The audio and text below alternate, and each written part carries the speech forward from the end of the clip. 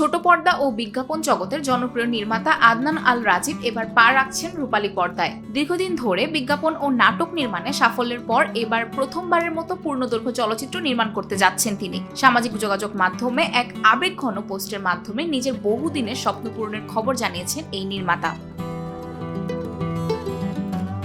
দীর্ঘ পথ চলায় অসংখ্য গল্প ও চরিত্র নিয়ে কাজ করলেও মনের মতো একটি প্রেমের গল্পের খোঁজে ছিলেন বলে উল্লেখ করেন তিনি। নির্মাতার ভাষায় সময়ের সঙ্গে সঙ্গে স্বপ্নেরও বয়স বেড়েছে, কিন্তু নিজের সত্যিকারের গল্প খুঁজে পাওয়ার আকাঙ্ক্ষা কখনো ফুরিয়ে যায়নি। তবে নতুন সিনেমাটির নাম, অভিনয় শিল্পীদের তালিকা কিংবা শুটিং শুরুর সময়সূচি সম্পর্কে এখনই কোনো তথ্য প্রকাশ করেননি এই নির্মাতা।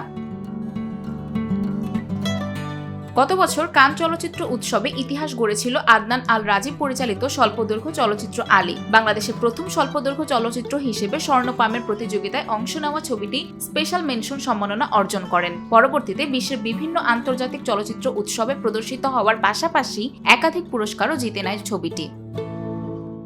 আফরিন তিশা, নিরপেক্ষ।